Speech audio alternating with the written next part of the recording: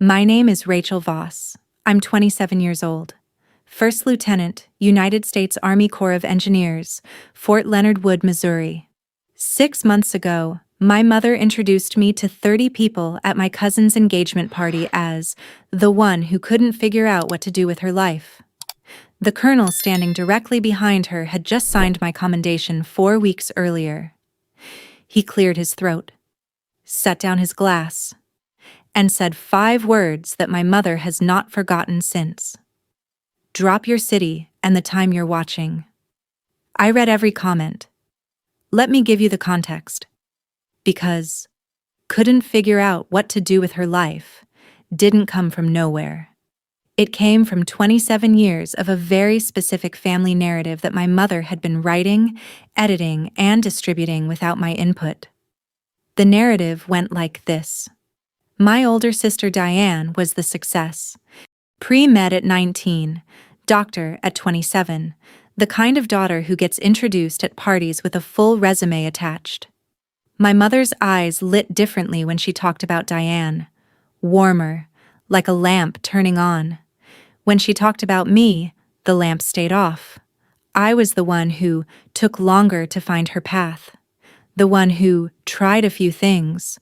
The one who at 18 announced she wanted to study civil engineering and join the Army ROTC program, and whose mother responded with, "Well, I hope you know what you're getting into."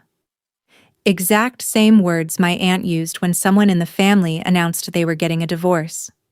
That's the category my mother put my decision in. A mistake in progress. But here's what my mother never understood about engineering. It is not a consolation prize for people who couldn't get into medical school. It is the reason the bridge she drives over every morning hasn't killed her. Army Corps of Engineers is not what most people picture when they think military. We don't carry rifles into combat. We carry blueprints into disaster zones. Flood response, bridge reconstruction, base infrastructure in active conflict areas. The work is technical, precise, and unglamorous in the way that all essential work is unglamorous. Nobody films it, nobody thanks you for it, and the moment it goes wrong, everyone notices immediately. I was good at it from the start. My commanding officer told me in my first performance review that I had the best spatial reasoning scores he'd seen from a lieutenant in 4 years. I filed that away the way I filed everything my family didn't bother to ask about. Quietly, carefully, in a place where it would keep. By 26, I had led 2 flood response missions in the Midwest, coordinated infrastructure repair on a forward operating base, and been selected for an accelerated promotion track. None of this appeared in any conversation at any family dinner. My mother never asked. My father occasionally said, "How's the army?" the way you say, "How's the weather?" Not a real question, a social placeholder. Diane got asked real questions. Diane's answers got repeated to relatives. Diane's achievements lived in the family's oral tradition like folklore. Mine lived in my service record. But here's what I want you to understand. And this is important. I wasn't bitter about it. Not anymore. I had made a decision somewhere around year 3. I would stop waiting for my family to ask, and I would simply keep building. The work was real whether or not they acknowledged it. The floods didn't care if my mother was proud of me. The engagement party was for my cousin Tyler. A good man, genuinely happy, marrying a woman named Priscilla whose family had driven in from St. Louis. 30 people in my aunt's backyard. String lights. Catered food. The specific energy of a family gathering where everyone is performing their best version of themselves. I arrived in civilian clothes, jeans, a blazer, nothing that announced anything.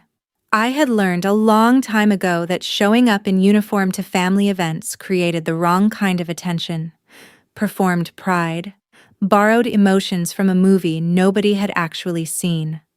My mother found me within 4 minutes.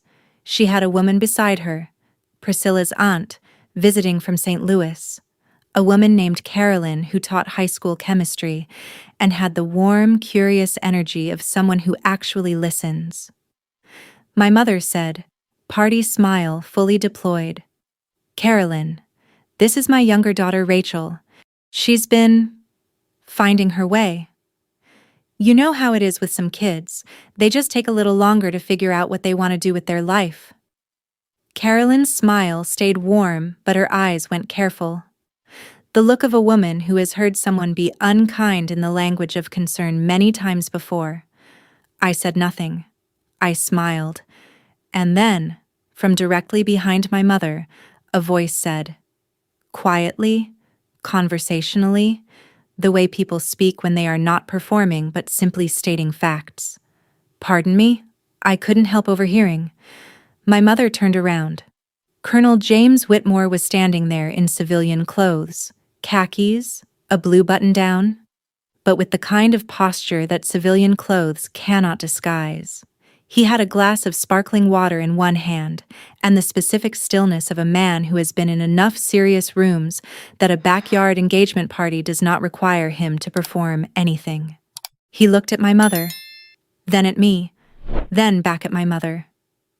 And he said, very simply, very clearly, in a voice that carried just far enough for the people nearest us to hear. Your daughter designed the drainage system that kept 3 counties from going underwater last spring. I signed her commendation personally. A pause. 1 beat, unhurried. Finding her way. He nodded slowly, as if genuinely considering the phrase. Yes, I suppose that's one way to put it. Then he turned to me, raised his glass slightly.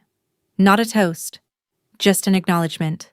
The kind that costs nothing and means everything, and said 1 word, Lieutenant, and walked to the food table. The 4 people nearest us had heard every word.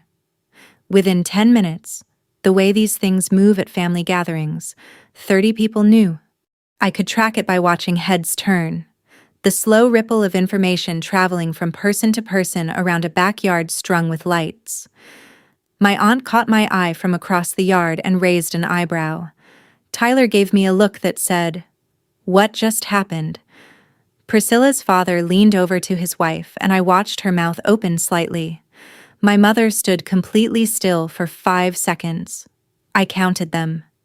Her party smile, the one she had been wearing since the first guest arrived, the one that costs her something to maintain, was gone. Not replaced by embarrassment, not by anger.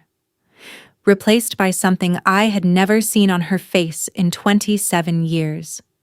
The specific, quiet expression of a woman who has just understood that she has been telling the wrong story. She turned back to me. Carolyn had quietly, graciously stepped away, giving us the moment privately. My mother said, I didn't know you worked on the flood response. I said, you never asked, Mom. Not cruel, not loud, just true. The plainest sentence I had ever said to her, at normal volume, at a backyard engagement party while string lights blinked overhead. She didn't respond for a long moment. Then she said, tell me about it. And I did. For 20 minutes, standing in my aunt's backyard with a plate of food going cold in my hand, I told my mother what I actually do. The flood response, the 48 hours straight, the drainage calculations done on a laptop in a truck while water rose around us, the moment the levee held and everyone in the command tent went quiet with relief. The base infrastructure work, the promotion track, the commendation Colonel Whitmore had signed. She listened the way people listen when they are catching up on something they should have been paying attention to all along. Imperfectly, with effort. Occasionally asking questions that revealed how little she knew, and how much she suddenly wanted to know more. At one point she said, why didn't you ever tell me any of this? I looked at her for a moment. Then I said, Mom, every time I tried, you changed the subject to Diane's residency. She didn't argue. She just looked at her hands. Then she looked back up and said, I'm listening now. It was the most honest conversation we had ever had. Carolyn found me before I left. She pressed her card into my hand and said, I teach AP Physics to 17-year-old girls who think engineering isn't for them. Would you be willing to come talk to them sometime? I said yes. I have been back 3 times. My mother calls more now.